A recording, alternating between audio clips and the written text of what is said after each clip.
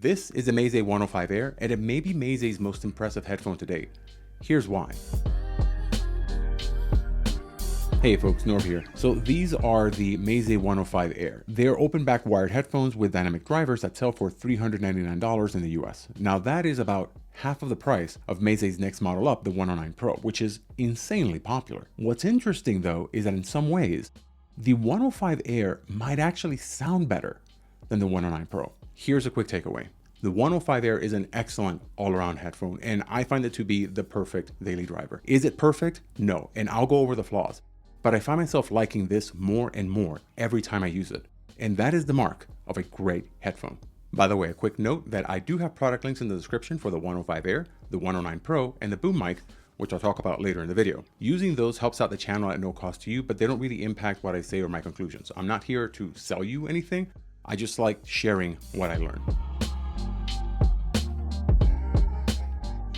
I'll start with comfort because the 105 Air is amazing in this area. These are only 336 grams, so light enough for me to wear all day, even though I have some neck issues. The ear pads are also velour, so it's like they hug your face, and I found the pressure to be good. Ear heat was never an issue, but the openings are nice and wide, so even my big ears fit entirely inside. Then there's the self-adjusting headband, which is probably my favorite feature on any Meze headphone where they use it. As with other Meze products, the craftsmanship, the design, and the quality are second to none. They use a zinc alloy with an anti-scratch coating for the metal parts, a spring steel for the headband, there's a lightweight ABS plastic for the ear cup so it feels both light and sturdy, and a soft artificial leather for the headband itself. Nothing is glued and everything is replaceable, so they will last you for a long time and you can fix them later on. They also have two 3.5mm inputs, which sits flush with the body, so you can actually use other cables if you want. Meze's designers often take ideas from nature, and the pattern on the ear cups reminds me of a monarch butterfly pattern.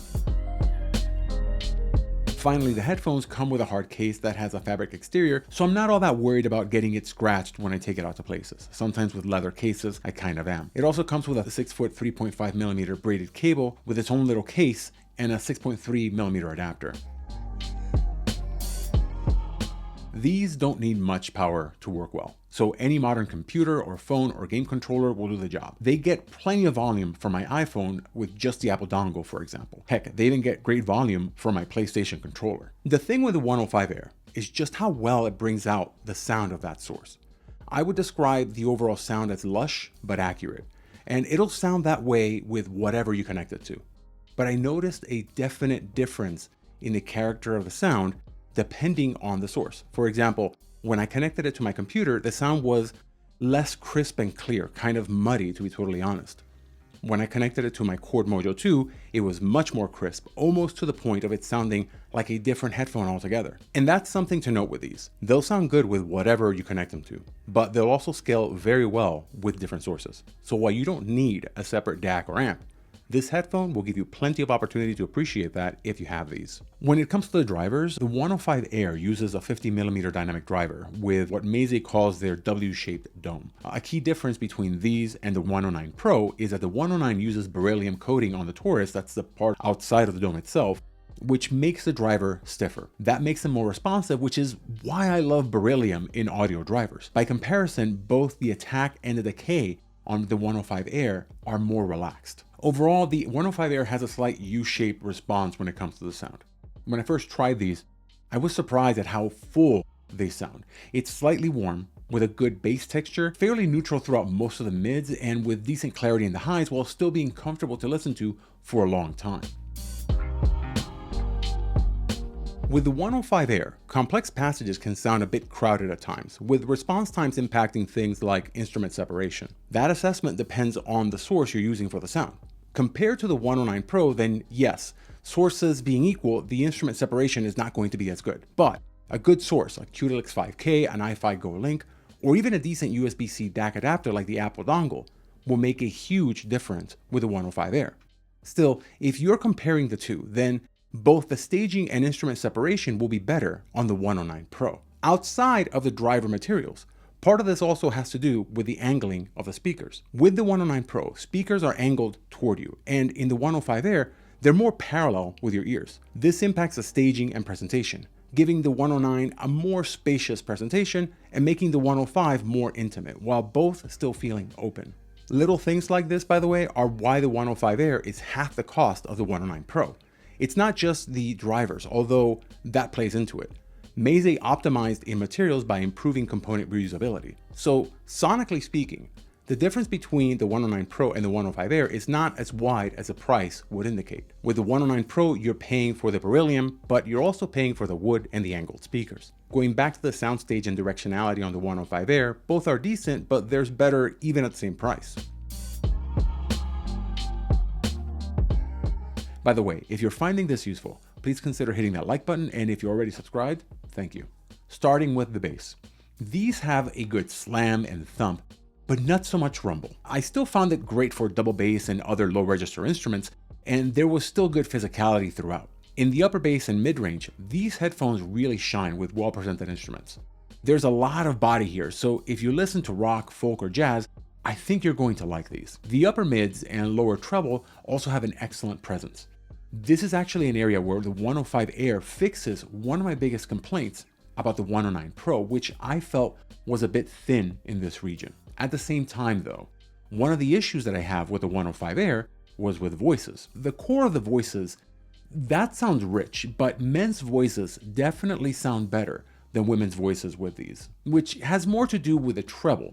In fact, I found the treble region to have some limitations. The lower treble, 3 to 6 kilohertz, is clear and bright, but there's a big drop in the mid treble around 6 to 10 kilohertz, followed by what feels like a relative spike in the uppermost treble, above 10 kilohertz. This tuning makes voices and instruments like violins that need that upper resonance sound a bit dull. Now, I know a lot of people are sensitive to that 6 kilohertz region, but it's one that I tend to appreciate for this realism. The spike at the top helps create detail, which then creates this weird situation where the timbre doesn't sound quite right and it feels a bit crowded, but there's still a lot of detail. In fact, when my wife tried it out, and I torture her by asking her to test out all these headphones, this is the only area she complained about. She loved the rest of the sound, but actively complained about this region.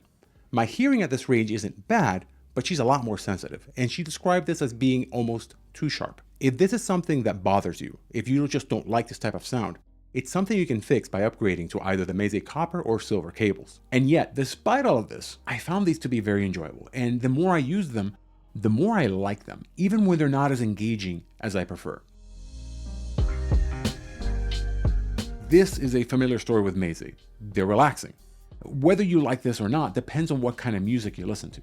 Rock music is super fun on the 105 Air. The pulled back mid-upper trebles, which smooths out some of the harshness, the solid bass and the strong mid-range make rock one of my favorite genres to listen to on these headphones. Electronic music can be a lot of fun too, with the bass bringing in a nice rumble of sorts. You may need to EQ up a little bit if you really want a deep rumble, but you can actually still feel the deep bass passages. For jazz and folk, the 105 Air performs really well, and that's because it enhances acoustic instruments and lower vocals. Pop music results depend very much on the production style. Rock-based pop and more relaxed pop sound excellent, but heavily produced, busy pop tracks aren't quite as good. Nothing gets muddy, but the slower attack makes these less energetic than ideal for some electronic pop. Hip-hop and rap are a mixed bag with these that depend on what you like. Vocals and bass response are fantastic, but the relaxed nature might take away from some highly produced modern tracks. If you prefer a more laid-back sound, you will probably enjoy these. Classical music sounds smooth, but it's not as engaging as I prefer. The limited soundstage makes orchestral pieces sound more crowded than ideal. The resonance and decay are good, but the attack isn't where I'd want it. I definitely want some EQ for these if they were my main headphones for classical music. Now let's talk about gaming, and for that, I also want to talk about the Meze boom mic, which costs $79. It's a small mic, obviously, and it sounds fine to me, although you can judge for yourself. This is what you would sound like using it, without my incredibly sexy, deep voice, of course. One thing I really like about this mic is actually the cable. I've used other add-on microphones, and they've usually failed within a few weeks because of poor cable quality. This one is as good as the default audio cable that comes with the 105 Air, and it's 2 meters long, or about 6.5 feet, so it's plenty long enough. It also has both a volume wheel and a physical mute button. I'll link it in the description with everything else if you want to check it out. Alright, back to the headphones. If you're into gaming, these are worth considering. They're not made for games, but if you want something that's good for both music and gaming, these will definitely do the job. These actually remind me a little bit of the headphones that I actually do use for gaming, the Sennheiser PC38X. Those are also open back headphones. They are more gaming focused, and like the 105 Air, they're also great for music. The frequency responses for both are similar, but the 105 Air has a much better everything. During my review of the 109 Pro, I called that a great endgame headphone, and while I still think it is, I think the 105 Air just moved that bar down by about $400. Originally, Meze sent me these for review under our standard agreement. I borrow them, I review them, I send them back, that's it. But during the course of this review, I became so impressed by the 105 Air that I decided to just buy them for myself. And the reason I did that is because the 105 Air just gets better and better and better every time I use it. And the 105 Air is a headphone that, at least for me, hits just about everything that's important to me. Comfort, tuning, response, scalability, repairability, durability, all at just $399. Okay, let's call it $400. Is it perfect? No, and they're not for everyone. If you're super into hitting a specific frequency response target, or if you want a more dry, tight, analytical sound, then this may not be the headphone for you. But if you're looking for a lush sound that doesn't sound dark, that still gives you that good, natural detail and timbre, something that smooths out just about everything and doesn't accentuate the flaws in the music, and something that handles EQ well without distortion, all while being superbly comfortable, then the 105 Air should be under consideration. And if you ask me right now to recommend one headphone for most people, this might very well be it. All for the reasons I mentioned, and because it's also not so expensive that it's out of reach for most people. Anyway, thanks for watching, and click here to watch my review on the 109 Pro since I spent a lot of time talking about it, or click here to watch something else that YouTube thinks that you might like. Take care.